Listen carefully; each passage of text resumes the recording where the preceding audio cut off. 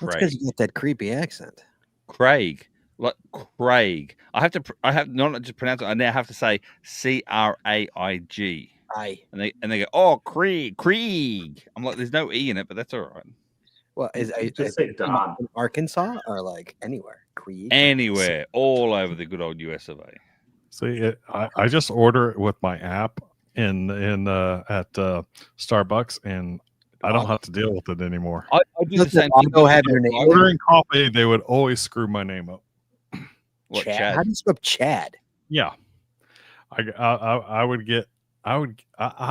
had Jeff once for Chad. It was like, how in the hell did you get Jeff? Yeah, millennials.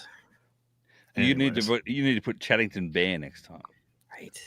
Yeah. But it's going through the drive-through. So you order online. I do order online because it's so much easier than listening to my accent. And then when I get there, I still got to say a mobile order for Craig, and they go, "Sorry, can you repeat?" I go, "Craig." I say it really slow. They go, "Sorry, one more time." I go, Craig. They go, "Oh, Krieg."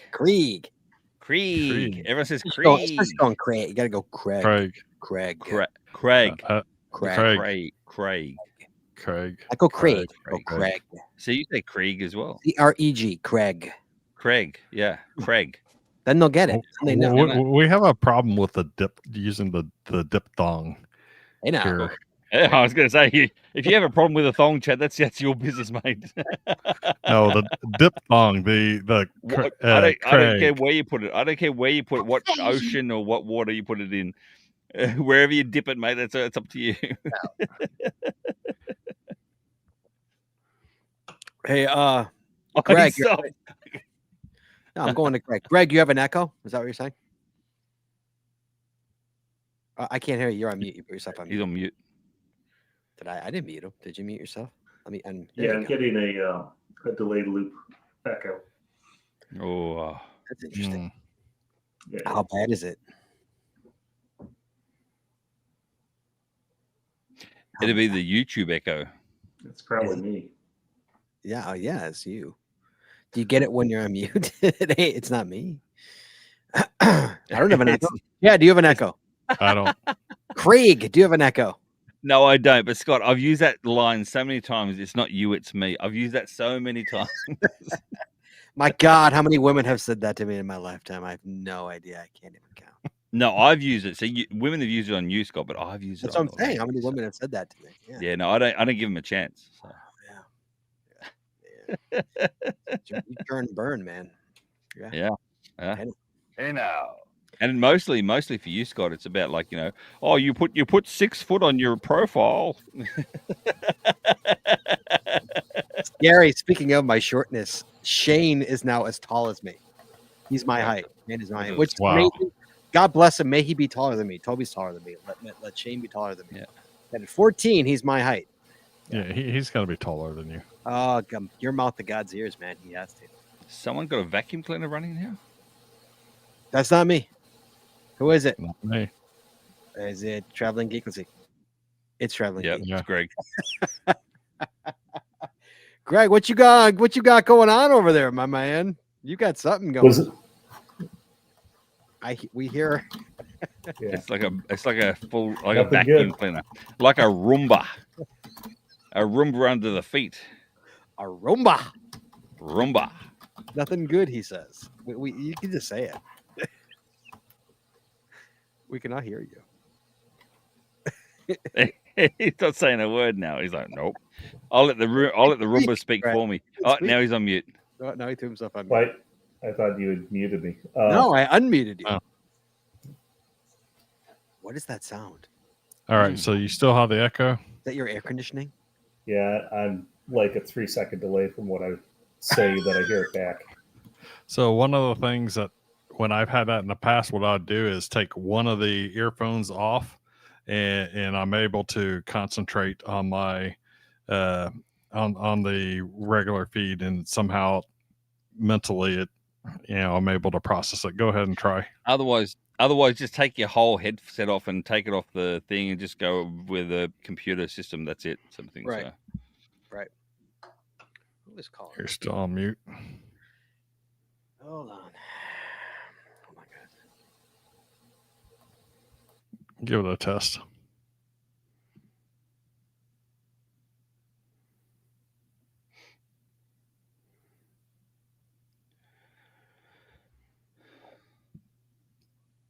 Oh, silence. Okay. Sorry. Texting. What are we ready to go? Vacuum Oh, cleaner that's- still there? Oh, that's a really Yeah. that's a bad echo now for us. Yeah, we're getting the echo feed through here now. Yeah, put the cans back on. See, and yet I thought geeks would be all over this. Just saying. I know. You are not holding up the geek name in any way, shape, or form. No. For the record. Oh, he's gone. See, he's had enough. Yeah. He's gone. He's Where'd out he of here. He's blown. He's shut the coop. Where'd he go? Yeah. I think he's trying to reset it. We'll see. Where'd he go? Okay. Speaking of coops, shooting the coop, Scott, as well. You know why the chicken coops have only got 2 doors, don't you? I'm sure it's gonna be perverted, but why? No. Because if they had 4 doors, that'd be a chicken sedan. Oh. There's one before. That's a There pre-show. it is. That's a warm up. No charge.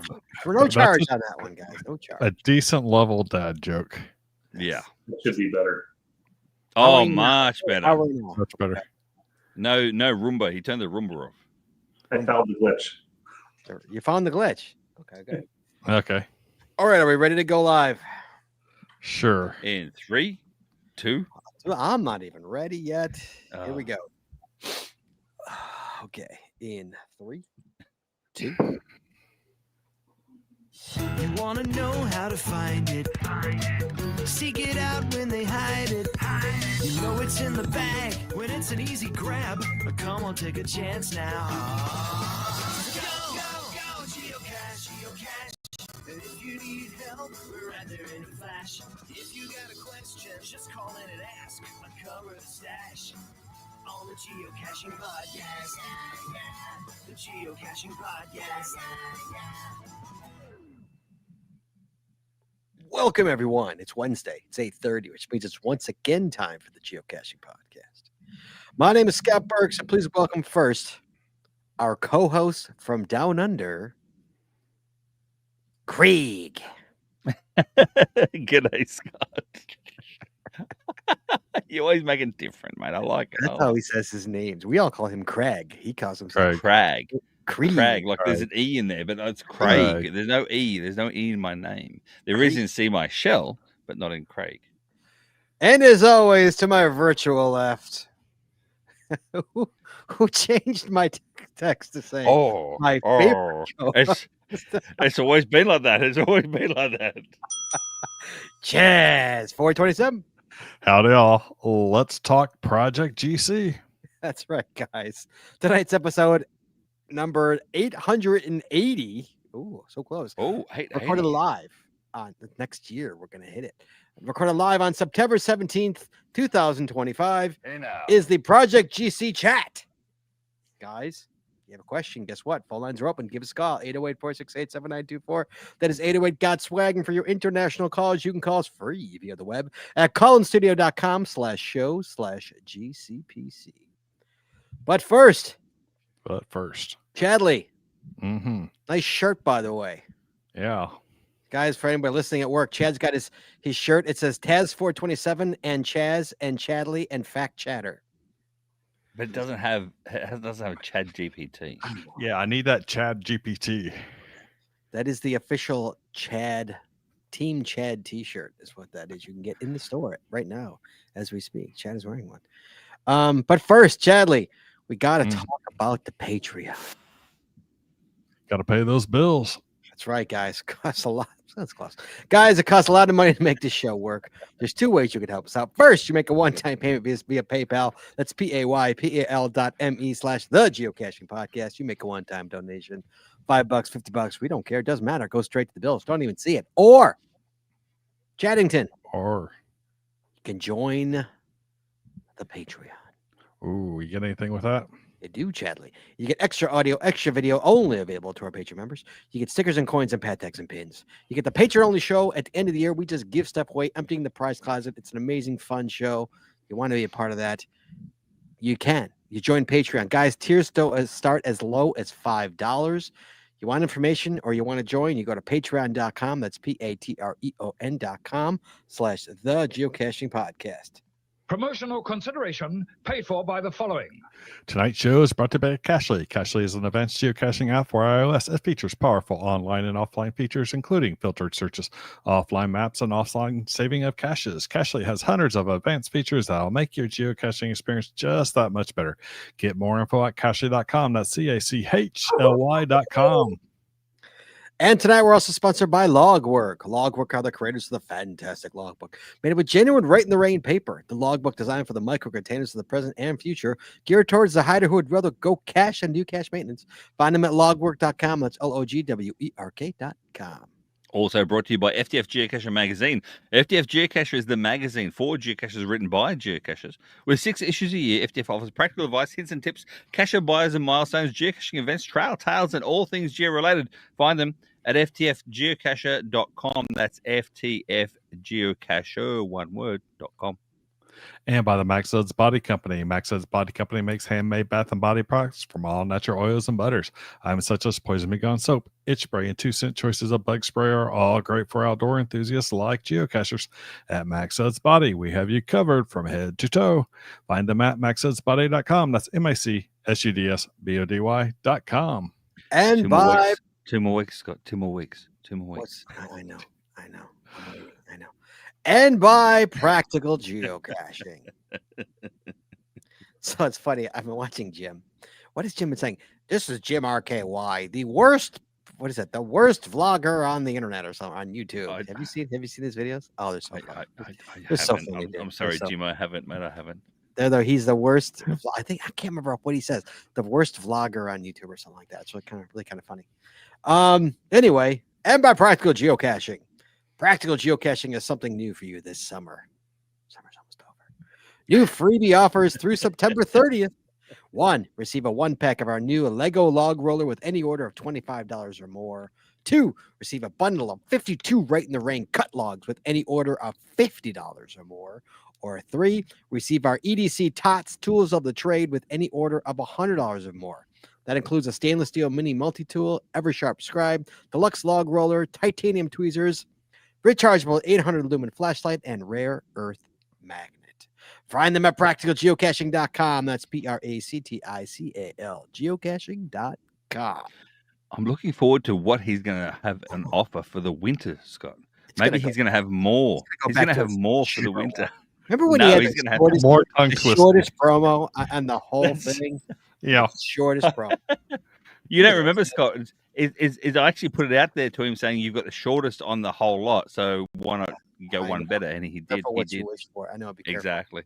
Yeah. Meanwhile, we've got Art and Crafted as well. Art and Crafted creates unique geocaching themed tees and custom designs for you or your geocaching group, with adult sizes ranging from small to 5XL. If you have an idea for a shirt design and you cannot find it, then you've gone to the right place. Give them the opportunity to show you how they can enhance your caching experience with your own custom design.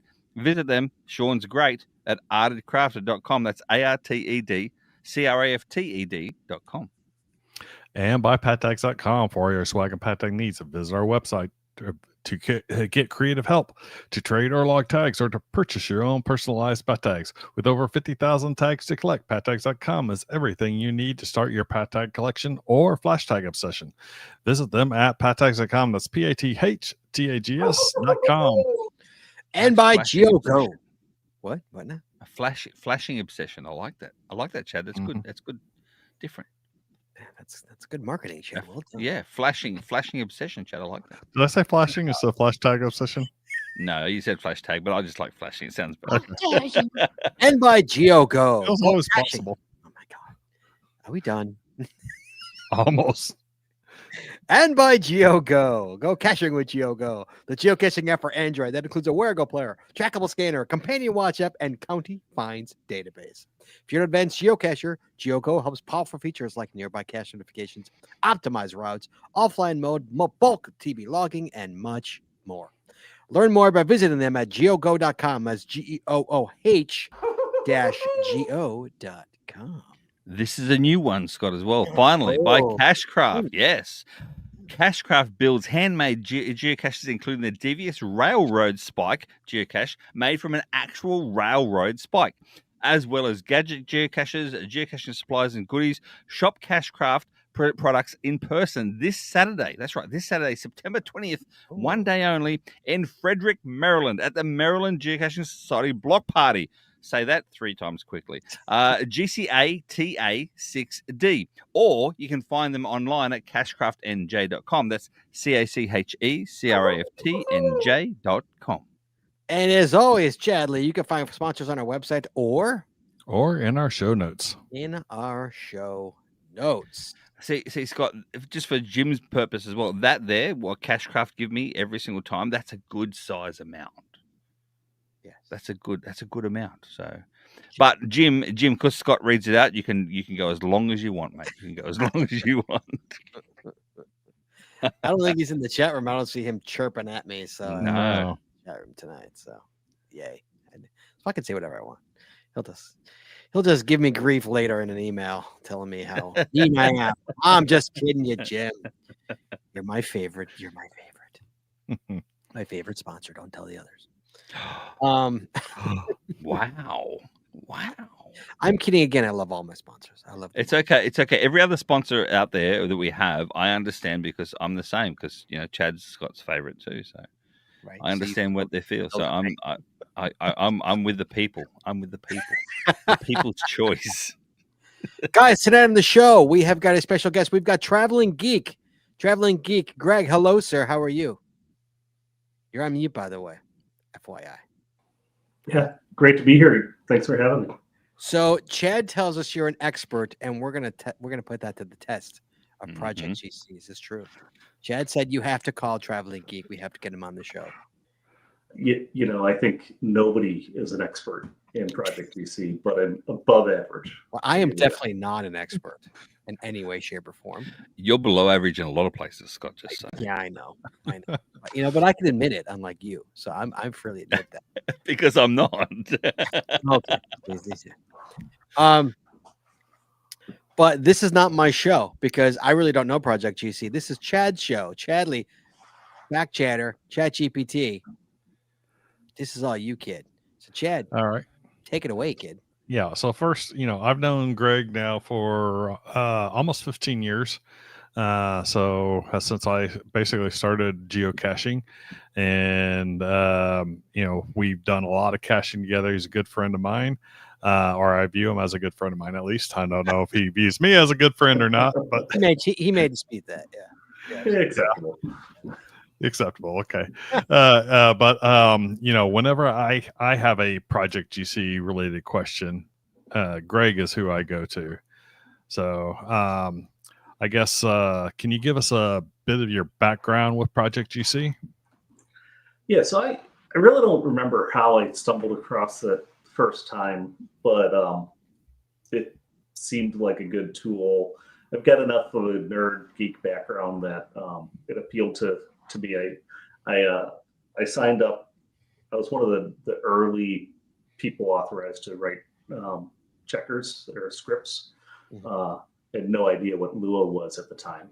Not sure I do now anyway, but it's kind of a strange language.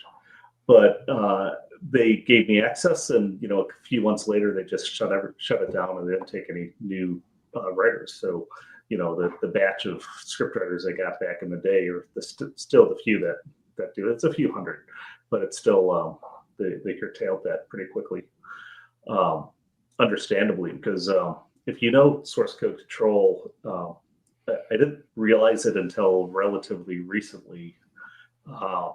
Every time we update a script in the front end and in the either a script or even tagging a geocache to it, it's a commit to main, which if you know what that means,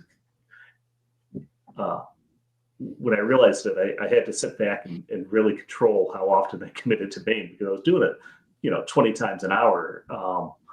And that's not how you do software development. It just, it scares the shit out of me. Oh, swear. Scares the crap out of me. I literally said, don't swear. Number one rule of the show. And I told you it'd be hard. Uh, All right, sorry about that. Mark the But top. I did a couple of really challenging scripts early on when the capabilities behind the scenes of what they had done with the lookups and the polygons were crazy. Or were limited.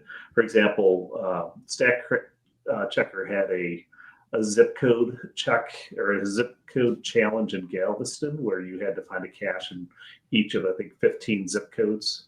So Yep. I pulled the coordinates, the polygon data of those zip codes from the postal service, and hand coded them into the script so that I could draw the polygons and determine whether or not people had found a cache in the right place. I was very proud of that one, and I was so proud of it. I mentioned it to some lackeys at a block party right after they had locked down challenges, and 2 months later they added a rule on the challenge guidelines to not allow that type of challenge. So I'm sorry, but Appreciate you. Thank you. yeah. But so I did some interesting stuff. The Earth Cache checker or the Earth Cache challenge that I wrote for Drew 8, where you needed to find 20 geocache in one of 20 different categories of Earth caches, as documented by GSA, the Geocaching Society of America. That was, again, a really hard one, and I put a lot, I literally scoured the history of Earth caches, and you can't do that with looking at gc.com, but you can get archives results out of Project GC. So it took a long time because at the time I think the limit was 6,000 results, but over a couple of weeks, maybe a little longer, I went back month by month in the history of geocaching and gathered all of the archived Earth caches and looked at how they were categorized. The early ones were actually 100% categorized by GSA, but as it progressed, they got farther and farther behind on that. I don't know if anybody remembers, but they used to host a spreadsheet on gsa.org or gsa.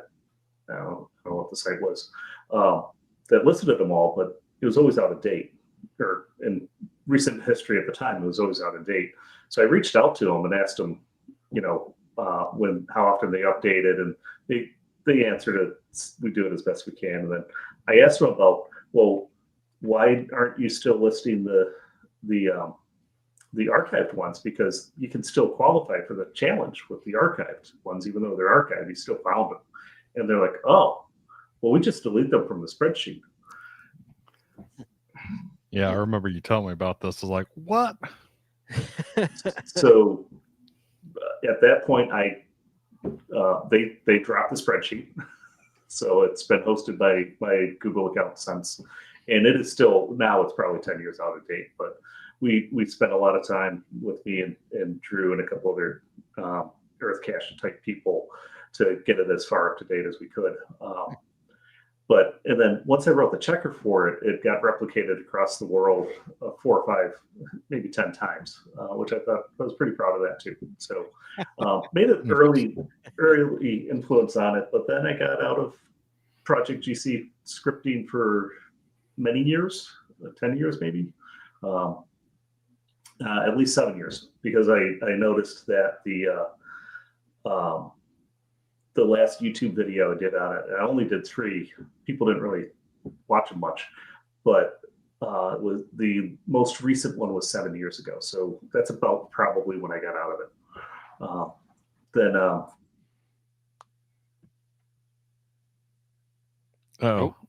I think we lost him. Did he He's frozen. Yeah. Well, Chad, while he's coming back as well, a quick question for you, mate. And this is going directly to you because there are some listeners out there as well that go, Project GC. What are they even talking about? What's even this sign of Mate, just quick, give us a rundown. Project GC. It's affiliated with geocaching, but it's not actually on the geocaching app or the geocaching website. Tell us more about the Project GC before we start. So I'm going to go. So mainly, what most people know it for is challenge checkers. So if you do challenge caches out there, or if you put a challenge cache out there, the rules say you have to have a challenge checker out there associated with it, and that's kind of what Project GC is originally known for. Is basically they had a map that you can kind of see all the challenges out there and see if you qualified for the challenges that they had checkers for, and that's where a lot of people that's where they kind of grew up, or that was their niche market. Now they have a lot more capabilities, such as your statistics, your maps of your finds, all kinds of other goodies, counties, all kinds of goodies in there that a lot of people aren't aware of. And that's kind of what we wanted to showcase today is what those items are. And, what we wanted to kind of go over what the good, the bad, and the ugly of Project GC. So, some of the ugly is more kind of the implementation of some of the things are kind of clunky in nature. So it's not, I don't want to say it's not modernized, but it's not a user interface that plays well to the general public, what most people, especially younger generations, have come to expect out there. So things like the custom filters, where they're located, right now it's found under the user name drop down on the top right.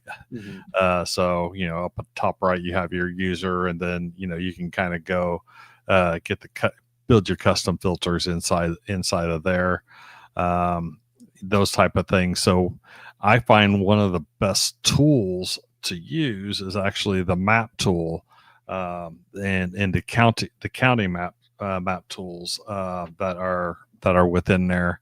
Where is that located? Just so under tools, and there should be map counties. So it's like maybe the 8th one down. Got it. So you got map region, map counties. So like when I'm going to an area and I'm or traveling through an area, I always go to map counties and see, hey, do I have caches in here?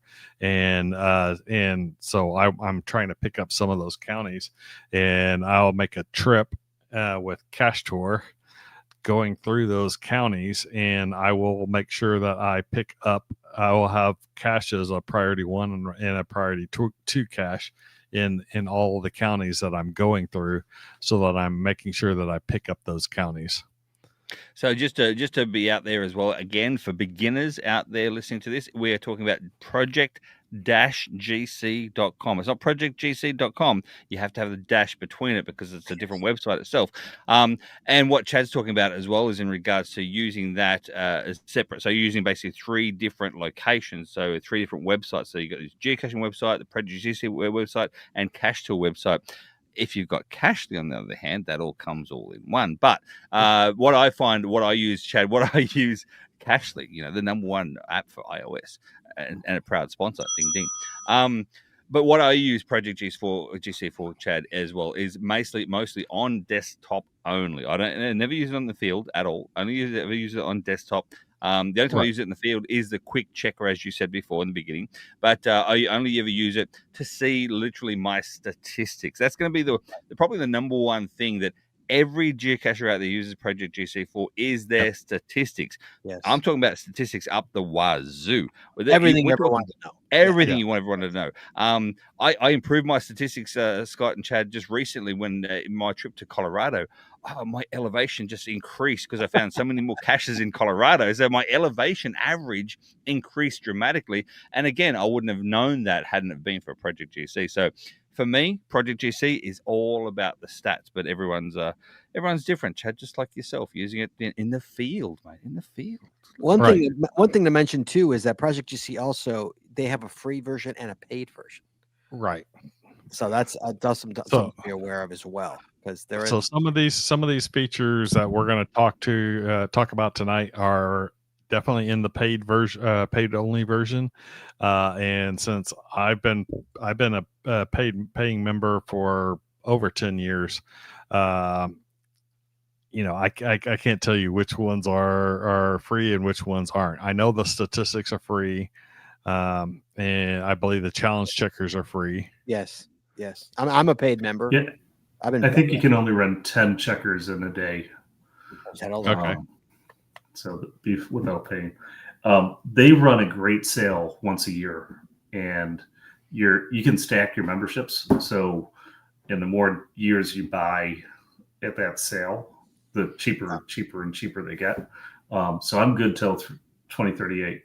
Yeah, it's been a couple of years at least. So I know I think I bought like 7 years worth or something some time back. So I'm not sure what I'm good through. I do it yearly, so I know I'm good through the year. Whenever, and they always send me an email saying like, "Hey, you're almost up," and I'm like, "Okay, I'll redo it." Okay.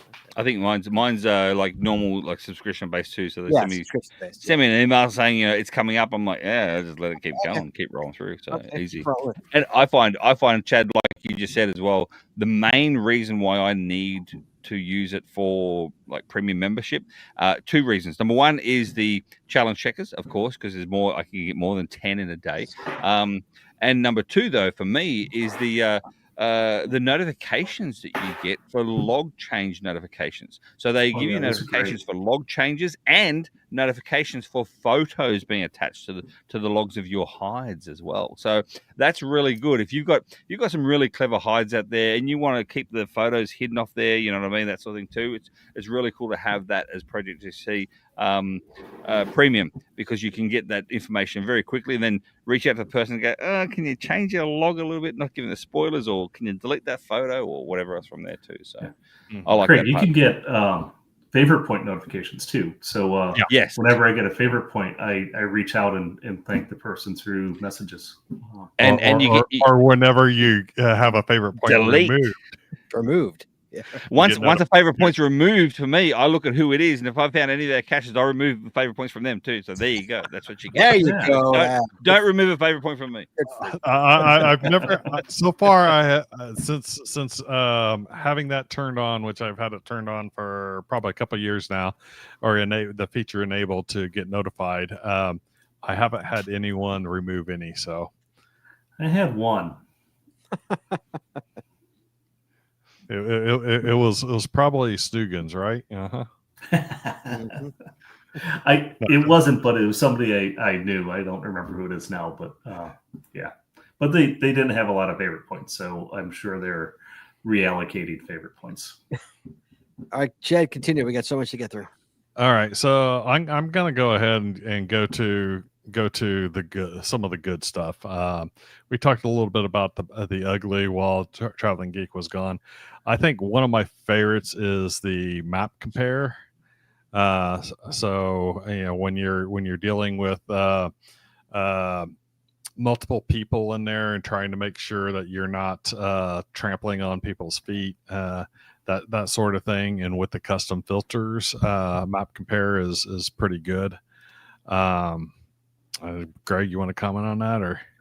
I think Craig. I knew this is going to be tricky. You gotta call him Krieg. Call him Krieg. Hey, we had 2 Chads on here before, so don't make me any grief. There's a difference between Greg and Craig.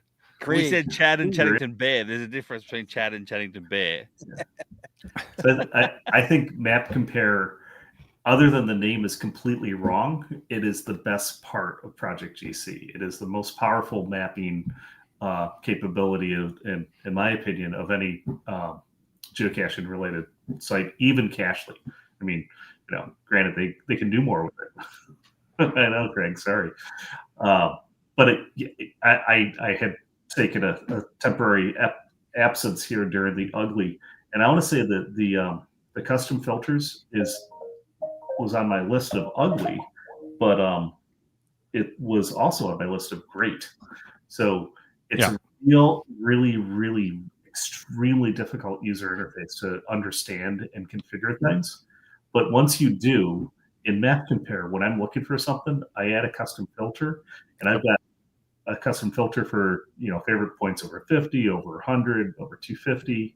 I've got a custom filter for easy parking grabs, which are attributes with PNG, daylight or 24 hours, low terrain, medium difficulty. You can add all those things in, and it can be used anywhere else in the system, especially Map Compare. I think it's super helpful.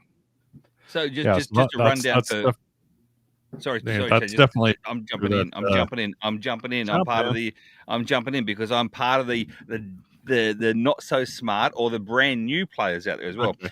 You're talking about Map Compare. You said the words Map Compare 4 or 5 times now. What are we talking about? Map Compare. What are you actually doing with this particular part of Map Compare?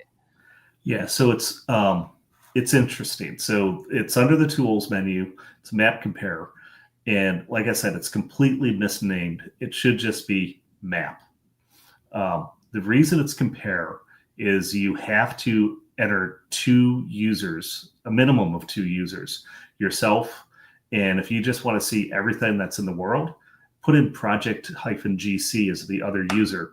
They have found 0 caches. So it will tell you once you go through the rest of the filters, but when you finally get the list, it'll tell you how many you found, how many they found, and how many none have found, and that's what you're looking for. So if you're basically, sorry, Greg, just to jump in as well. So what you're saying is, if I'm going out with Scott, for instance, and we're going to do a road trip down this road and this place in this state, and I'm looking for places where both Scott and I haven't found the cache, then it'll give us the actual. The caches that we both haven't found. So if Scott found one, it won't show. If I've found one, it won't show. That makes sense. Yeah. It's really handy, but terribly. So that's a powerful part of the feature. But if you're going solo or don't care whether or not Scott's found them, it's also powerful by just comparing it against the list that nobody has found or anybody has found. Yeah, and I wasn't aware of the custom filters until Greg told me about those, and then I wound up building probably 20 custom filters in there, so that when I'm going out and doing the searches, I can pop in that filter, any of the filters I want, and you name it whatever you want, so that you can easily identify the filters, and you pop those in, look at it at the map level, at the state level, whatever level that you're wanting to take a look at things at, and figure out what caches you want to grab. Yeah, that UI just makes my head hurt, though. Yes, I banged my head against the wall a few times trying to build those filters, and I'm like, why? Chad, Scott, if we jump to the actual chat room right now, DAS929 Dave says, if I sign a challenge prior to actually qualifying it, and then I see it on my profile, and now that I qualify, do I see exactly when I actually qualify for it? So what he's basically asking is, I sign a challenge cache out there. I don't qualify for it at the time of signing the actual logbook. The Cashly, I was going to say. The Project GC then picks up that information, knowing that I've signed it as a write note only, and then holds that challenge until I've qualified for it. And then do I get a notification that I qualified? How do I know that I've qualified down the road? But again, I think this is only a Project GC premium option too. So, Okay. So the list that you mentioned that it was under profile. It is signed challenges. It used to be on statistics, and it didn't really fit there. But so now it's under challenge or under profile, and it will give you the list of every challenge cache that you have written a note on. And if you have not found it, anything you've written a note on that you haven't found, and then there's a screenshot in think, in the show notes, but it basically lists the geocaching name, the date that you logged, the right, and I think that's the last time you wrote the note, not the first time, which is a little confusing. The name of the cache, and then off to the right, there is an icon that is either a green check mark or an X or a red dash. No, it's not an X. It's a red circle with a dash through. Yeah, and then there's also a like a blue icon, which means it doesn't know. So if you happen to be, a sandbagger, not that I am, but I may or may not have logged, or I've logged notes on maybe 80 or so challenges that I haven't found yet, just in case I need them for something else. You can go through and see which ones you've qualified. And sometimes you just naturally, during your geocaching, you suddenly qualify. And it runs that checker against everything in the entire system once a day. Sometimes, maybe it's actually every 6 hours. But it's constantly updating that. It updates faster for people that are premium members, by the way. Shh, don't tell anybody that. And then it will tell you which ones you've qualified for. And what I've been looking at it for years, and what I didn't realize is it has the number of the tag in that list. If you click on that, it takes you right to the checker, and you can say you're already pre-populated, so you can just say check. So you're 2 clicks away from verifying what else you have to do on those checkers. So it's really handy. And for those that, not me, of course, but those that do sandbag, I was commenting in their Discord thread once that it would be really nice to have a summary of those counts at the bottom, and now you get that. So it wasn't a big feature, but if you want to know how many you have available to your sandbag find list, it'll show you at the bottom, which is I find very handy, since I used to have to go through and count them. But circling back to the original question, though, whether or not they track when you qualified, no, they do not track when you qualified. But some of those, if you go into the checker, you run the checker, if it's like a bunch of fines in there, you can basically look at the last fine that got you into the qualifications, and that usually is the point that you qualified for. So that's one way that you can kind of back into it. So I'm going to transition to something I mentioned to you, Chad, a while back, but there's also not checker scripts, which are tools using the same Lua development infrastructure that they have for the checkers. And there's things there that give you progressive history. I won't be able to put my finger on what they are now, but I think I've seen them in the past, where it'll show you over time what your qualifications were, not for a particular challenge, but just in general categories of geocaching. That might help you. So there's one that locally we call that's called the 40 checker that you create. You actually created it for a cacher here named 40, which is the one where it goes through and gets your 365 qualification for every single icon type.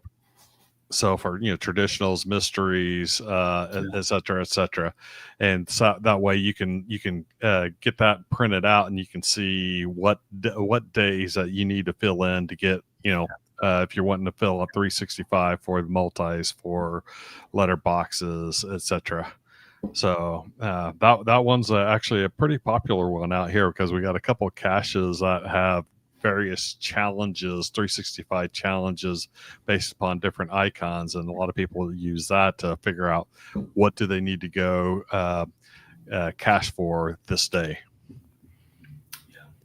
Yeah, and that's a good point. So if there's a challenge out there that you have never signed, but it's kind of what you're interested in, and it helps you figure out what you want to go do next, run it. It doesn't really matter that you haven't signed it. There's no real, there's guidelines, but there's no hard and fast rules saying what you can and can't run out there. And if there are some really good developers that out there, and they write these checkers that are multi-purpose, and you can add a bunch of different variables, and it can slice and dice and figure all this stuff out. Almost swore I didn't, but I'm more interested in writing more purpose-built, interesting ones, like the two that I mentioned earlier in the my most recent was the Texas two-step challenge. But reach out on the forums and see if somebody is interested in writing something specific for you that isn't just tagging an existing script to something that is common, but is out there. And there'll be debate whether or not it would be approved as a challenge. And if you're not interested in getting it approved as a challenge, put that up in your request. Say, just acknowledge that, this is going to be approved, but I'd love to have a script that will tell me this about my statistics or somebody else's statistics. And if it seems like a good general tool, it might happen. All right. So how about log compare? That's one of my favorite ones. You want to go over it? It's one of those ones that's kind of hard to find. It's on the tools upper right corner. It kind of blends into the top. But when you're out there geocaching with a few buddies and some of you might have a couple of art finds already, and then you're all kind of working on the same ones on the same list, and somebody's driving all the time. It's hard to keep, if you got somebody in your group that is going to live log, which is not me ever. I just don't do that. I do. But God bless you. It's great.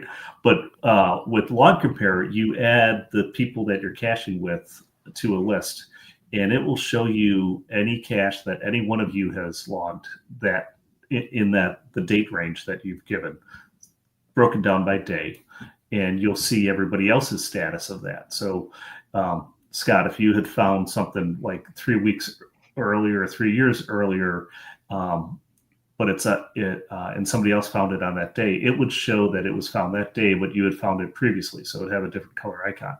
But if Chad forgot to log it, he would be able to clearly see that he had forgotten to log it. Or if somebody wrote a note instead of a find, that's all indicated.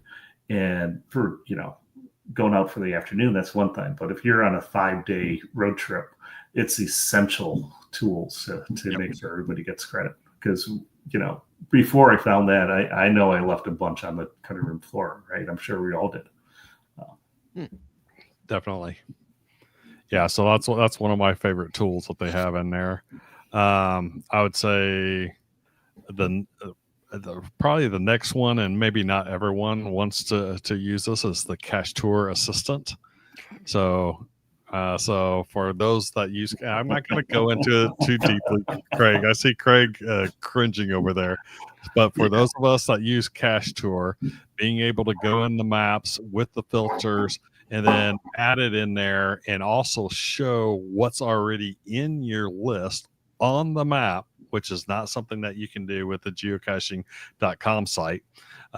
It makes things a lot easier, especially when you're trying to figure out what you're wanting to hit, and making sure that you're not missing out on anything, and that you have everything in your cache tour list that you're really wanting to get. So, I think that's a great feature. What's going to be interesting, Chad, as well, and is the turkey trot for all of us. So to see everyone's involvement, because they have said as well, like Jim Stark as well, he said that this could be used part of the turkey trot, or the turkey run, as he called it as well. It'd be interesting to see, though. Let's be honest, Chad, and no I'm being very unbiased here. You're going to have people there with Cashly, for instance, the best geocaching app, or you're going to have people there with Androids, etc., with GeoGo, great for Androids as well. But then you're going to have people with Cache Tour on their Androids and on their iPhone. So it's going to be interesting to see whereby what people use and how you get used to it as well. So if you haven't decided yet, I will say this: if you haven't decided that, then see what's right for you, what looks good for you, and then go into that sort of direction, whether it be Cashly, GeoGo, or Cache Tour, that sort of thing too. So it's what you get used to, and I'm just used to Cashly. That's all. That's the only reason why I'm so on board with Cashly, is because that's what I'm used to. That's all. Right, and so I'm the one that's responsible for divvying up the caches per car and everything. I'm going to make it as user friendly as I can. I'm not going to force Cache Tour down anyone's throat. So just so you know. I think if you just use the normal GPX file, then all three of those can handle a GPX file as all three would. So if you just give out GPX files to all of them, then we can all use them as we see fit and as we like. Right. So that's what I was planning on doing, is having GPX files plus a text file of the GC codes for each of those.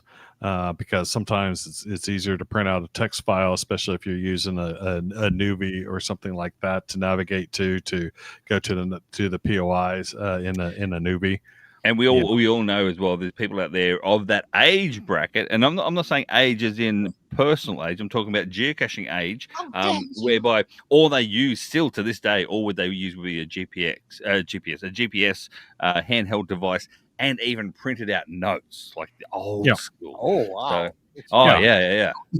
Printed out notes. I know myself. I've been to events whereby, everyone's been to the events where they line up for the cache to write the logbook and stuff as well. And I was at one recently, and the guy actually had his own actual folded book thing, and he wanted he had a GC code in the book, and he was writing down exactly what you needed to do to open up every single cache. If it's a gadget cache, he was handwriting down note by note what it looked like. I'm like, just take a photo.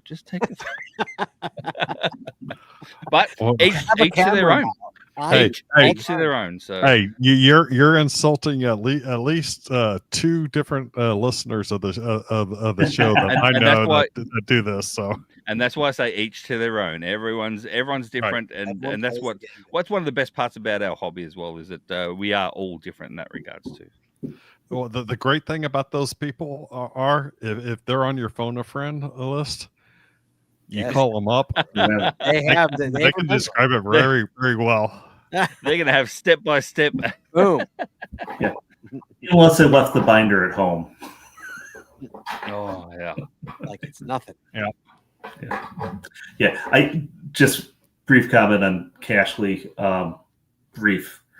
I think it's great for planning. It's really hard. Cache Tour Assistant makes it interactive. Even if it's not for planning, if you're using Cache Tour by itself, but if you want to do QC work, use Cache Tour Assistant in Project GC, and it'll show you, help you realize whether you missed a geocache in a county or not. It's useful that way. So I think the app for Cache Tour is less than all other apps for. Greg and I have had many a long discussion about the deficiencies of Cache Tour. So, but I still use it every trip. I love Cache Tour. I use it all the time. Every trip I take, I use Cache Tour. If it's a road trip, absolutely. Boom. Yeah. I mean, I love it, but the UI makes Project GC look awesome. To be honest, so yeah. But it's the only thing that does what it does, right? So I would love for somebody to replace it. Cache Tour. Yeah. And if you're interested in replacing it, I know two individuals that have lots of ideas for it. So and they're both talking on here. Craig. All right. What else? So I think another thing that a lot of people like is the virtual GPS, but that has some nastiness with the list management. So why don't you give us an overview of the virtual GPS? So it's kind of like bookmark lists from from GC.com on steroids. You can do a lot more with it. You have unlimited numbers, so you're not limited to 1,000 per list. Craig, you're on mute. You were saying something. He might have been had a call. He's on a call. So you do that, so I should not pay attention to his lips. Got it. I think it's really easy to create new VGPS lists, but it's much more difficult. It's a lot more clicks to delete one. So the trick I do now is I have a half a dozen, maybe a dozen that are all the same. I have one for Thursday, one for Friday, one for Saturday, one for Sunday. I've got one for my next trip and the trip after that. And that's how I use those lists.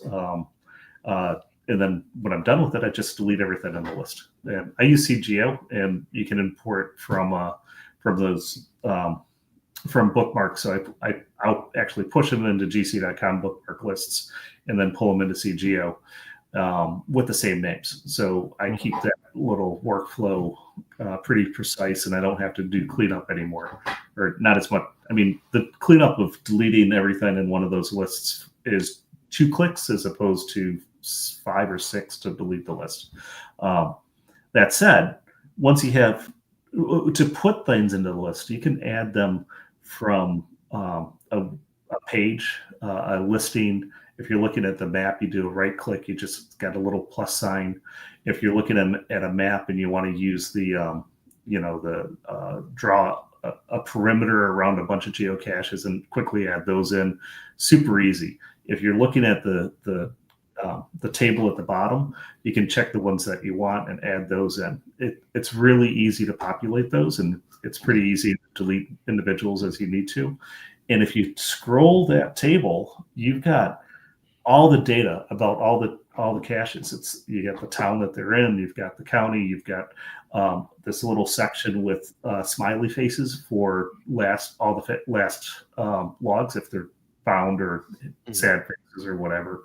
So it's like a heads up display for those things. So I really like a lot of the things about virtual GPS lists. But the one thing that I haven't found almost anybody else that knows you can do this. If you're planning a trip with somebody, you can offer to another user to subscribe. They call shared coordinates with them, and all of your corrected coordinates can be given to them through this mechanism, and any corrected coordinates they have, you can pull back, which synchronizing them through GPXs does the same trick usually. Right. Sometimes I think you and I have been where that was harder with some people than others. Yes. But it's a very awkward interface. This is the UI issue with Project GC. It's a little awkward, but once you grok it, the capability is fantastic. Then once you have the list, you can map it, you can export it to GPX, automatically update as many logs as you want, refresh things. There's a bunch of hidden features there, but it's also really, really good. So another great feature is on the maps, creating polygons and then exporting those polygons to GSAC if you're a GSAC user. Yeah. So I also use at GSAC there is a macro called Leaflet that so if you got all of your everything in your not directory in your GSAC list database. Yeah, database. That's what I was trying to look for. Put it up there, and then you can polygon around it, export that out, and then so you're filtering down on different things in different areas. So that's a great tool in my opinion on both Project GC and on that gives you tools for GSAC. Yeah, and mentioning, Scott, that I'm not an expert. Just preparing for this session, I found something new on the maps in Project GC that I'd never seen before. When you're on the map, there's a little geocaching icon on the left that if you click it, it expands into 3 or 4 other icons. And one of them is a little circle. And I didn't know what it did. I hovered over it, and it will turn on the 1/10 of a mile circles around all the caches on the page. So if you're planning hides, I think that would be a really, really useful feature. And in the past, I exported all of this to GSAC and used leaflets with that feature so I could plan it there. But it was 3 additional steps, and now I can just do it in Project GC.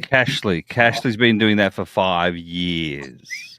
5 years ago, Cashly implemented the circle. Just saying. Well, CGO's been doing that for over 10 years. I'm going to bring in a call here. We have got Philadelphia, Pennsylvania, which must mean that must be the Levi. Levi, what's up, buddy? Hi, how are you guys? Fine, thanks. How are you? Is that a toilet flush, Scott? On his sound? Wait, hold on, Levi. I'm sending Levi, hold on a second. Levi, sorry, mate. Just hang on for 1 second. Is that a toilet flush for his sound bite? No, it's a helicopter. You need to pull the audio out of the video that I sent you and use that audio because the audio out of the video I sent you is what he said. No, I didn't because that one is a much better sounding helicopter taking off. This is the one, Greg. Remember when we were at at our hotel? There's a helicopter literally was parked outside of the hotel. On the lawn, and then in the morning they were taking off, and we got video of it. I could do a better impression. What Chad doesn't understand is that Chad. I immediately delete Chad's emails. I don't even read that. I know, but he's your favorite co-host. So. Anyway, sorry. Back to Levi. Back to Levi. Sounds like a helicopter. So I wanted to go over some of my stats, if that's fine. Oh, let's. On Project GC. Sure. So I won't get into the ones like highest elevated cache or something like that. So I'll get into just some of the statistics. So let's see here. Overall total finds. So we have 297 finds in 105 caching days. Oh. Over 531 total days, 19.8%. And then I'll go down here, last 100 times 174. Were you going to say something? Yeah, sorry, Levi. Just quickly, I'm going to jump in there as well. So basically, before you jumped on air itself, and you and I are talking, you said that you actually liked the idea of stats. So let us know what you actually like. So you like the stats, and you said something about the filters on the map. How do you use the filters on the map in Project GC? So sometimes if I go to a park that I haven't been to, I'll look on Project G, filter out just the archived caches, and I'll look at what the last logs were, and if the container might still be there, put them in on geocaching and just see if I can find the old container, just for fun, just to find something if there's no caches there. You can log it. So you can log it. That before. Mm-hmm. You can log that archived cache if you find it. That's a cool feature. I like that. Yeah. Yeah, and picking up geolitter. And then cash in, trash out. Yeah. I could pick up the container, add a new cache with it, and put it in a more suitable location. And then I also enjoy like the map filters on Project are just way better than on geocaching.com, and there's way more to pick from. And something else that I like about it is the stats provide everything. They provide how long your logs are. They provide the youngest you found. I guess that matters though, but they I had a question about the way to 80. The what? What? Wait, Is that up. how come it's Way to 81? The way to 81. Okay. Yeah, Okay. What's wrong? and it shows your first 80 caches you found. Yes. No, it's the first. It's getting all of the DTs. Is what it is. There's 81 different DTs. The difficulty in terrains. Oh. So it's getting those first 81. That's what. So if you only have 18 listed on there, you've only have 18 out of the 81 DTs. Combinations. The Combinations. The 1.5, 1, the 1.5, 1.5, the 1.5, 2, the 1.5, 2.5. Going up to 5. And then the 2, 1, 2, 1, 2, 1.5, 2, 2, 2, 2.5, 2, 3. Like going all the way up to 8. It's 81 of them. All the way up. And Levi, that list really is great because it gives you the date you found it, the code, so you can look back and look at it, as well as what type it was, and how long it's been since the last time you found a new item on the 81 list. So I'm looking at mine, and I found my third one 0 days after my first one, but that was 15 days since the one before that. So it's I think it's a really nice history, especially if you haven't completed it yet. No, absolutely. Absolutely. Mm-hmm. I have 33 on it. There you go. Okay. Do you have Good a start. Do you have a 5.5 yet, Levi? No, but I have a 4.45. Okay, you're getting there. All right, gotta do that 5.5, kid. All right, Levi, I gotta let you go, buddy. We gotta keep on with the show. It's almost time to close. All right. You be well, buddy. Good to talk to you. Always right. a pleasure to hear from Levi. All right, see ya. Thanks, Thank you. Levi. Bye. Thank you. See you, mate. I always gotta get the call from Levi. All right, guys, we gotta. It is past 9:30. One more thing, Chad. Wrap it up. Greg. Is there anything else that you want to point out about Project GC, or anything that you love that we haven't discussed? We've covered a lot of territory. I think the point would be there's a lot of stuff I don't use, and just explore those menus because they don't really make sense. And even if you see something on the menu that doesn't make sense, click on it because, once you figure it out, it might be the best thing since sliced bread. And when you find that, let me know. Yeah. I'm sure there's a few more nuggets in there that, nobody has found. Yeah, I agree. Craig, do you have any questions? Anything that you didn't get covered that you wanted to talk about? Like badge gen? I know you love badge gen. I don't even know what you're talking about with badge gen stuff, Chad. So, as I said, like this for me, this was all your baby tonight, Chad. So, Project GC was you. You're in charge of the show. You did the whole show notes. You did all that sort of stuff. So, I don't even know what you're talking about with badge gen. So, let me add one more thing. I don't know if this is widely known, but the guy who runs Project GC, he just took over one of the checkers, the validation sites. I forget which one, like GeoChecker maybe. I'm not positive. So I would expect that there will be newer integrations once they kind of meld the technologies. It wasn't one of the fancier ones. I know that. So there's some good and bad out there, right?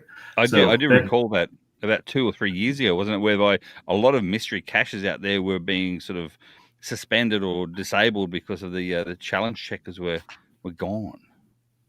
Really? Not challenge checkers, sorry, the not challenge checkers, the geo checkers. Jeez. The geo checkers. I think one of the databases was Hacked. They're hacked. So people found a backdoor in and was able to get the coordinates, the final coordinates for Yeah. a lot of the mysteries. Oh, hacked, please. You're not hacked on Facebook. You just pressed a link that you shouldn't press. That's all it is. Anyway, that's my old person can't use Facebook. Old, rant. grumpy old man. Sound like my wife. Oh dear. Anyway, so All right. yeah, no, I don't have any other in regards to Project, but I am exactly what you're saying as well, Greg, and that is thanks for coming along. And also I will say that have a play around. Jump on the website project-gc.com. Jump on there, make sure you log in, authenticate yourself with your geocaching name and password, and then look around.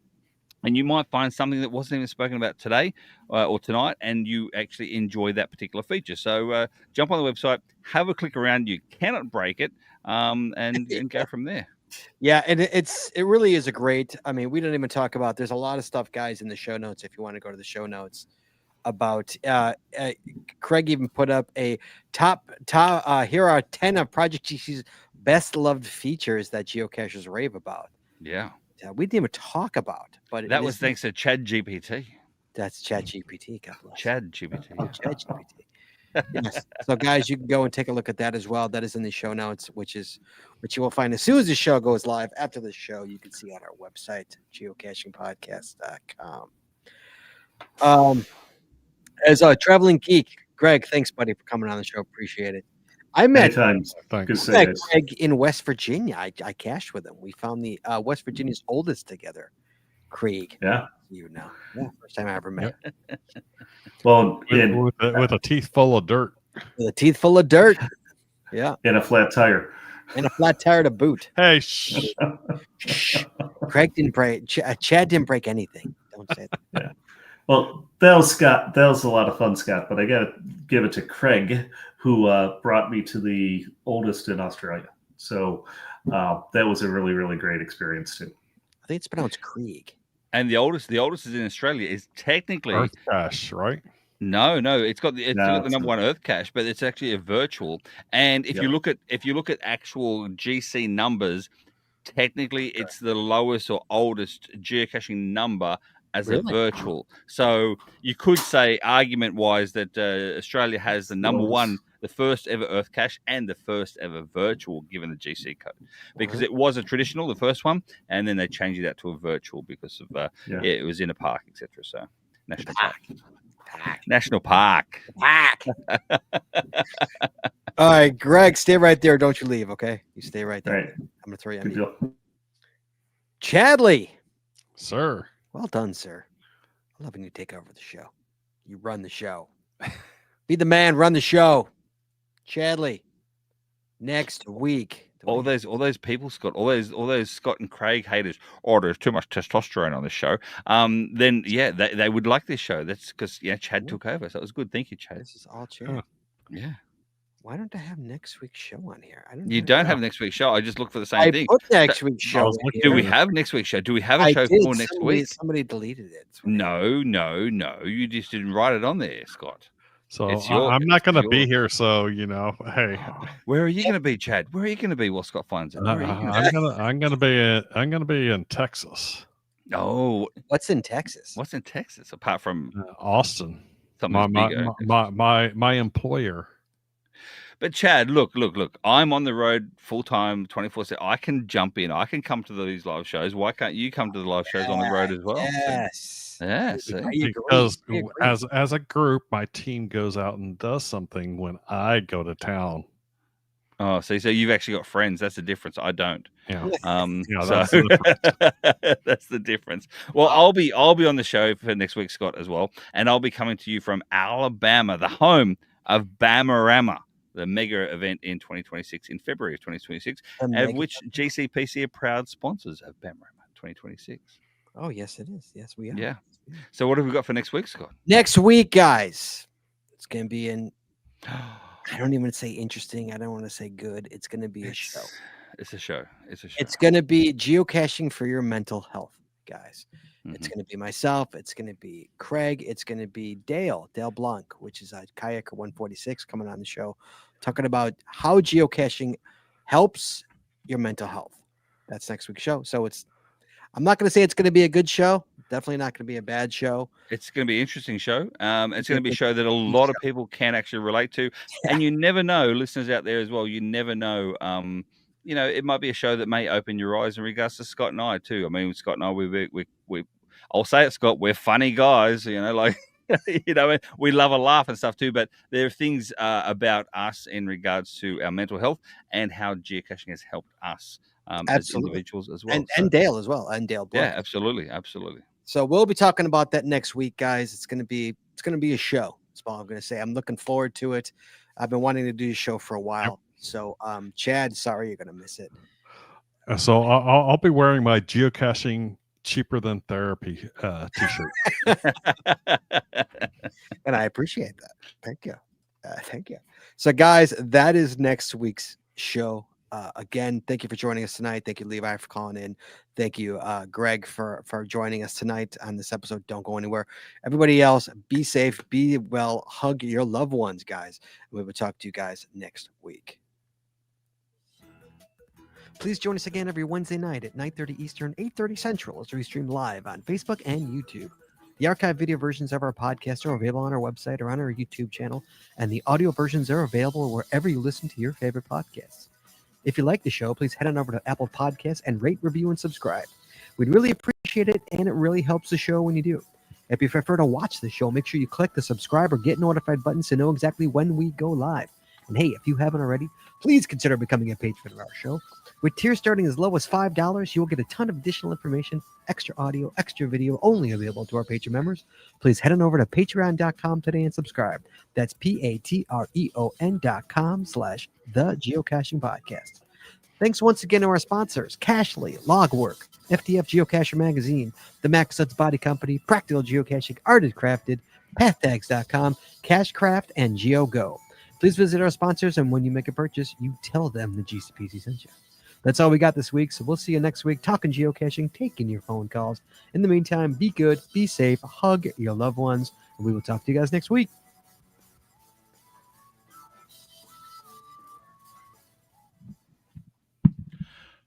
And we're clear. Oh, Chad, you got to say it like Scott. You can't say it like Chad. You can't say it like Chad. And we're clear. We're going to say it like Scott. And we're clear. And we're clear. Clear. This is clear. Clear.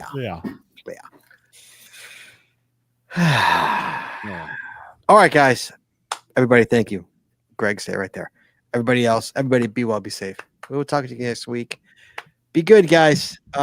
Next catching up, guys. Guys, be well. Talk to you. Hey, if you're going to, if anybody is going to Maryland Fall Fest or Maryland, but if you're going to Fall Fest, I think in 2 weeks. Yeah, Maryland's this week. Yeah, Maryland's this week. I will be at Fall Fest in 2 weeks. Find me. I'll have swag. So, yay. A good call out too, Scott. If you be well, be safe. If you can't be good at it. See. If you can't be good at it. There you go. Yeah, there you go. Don't get caught.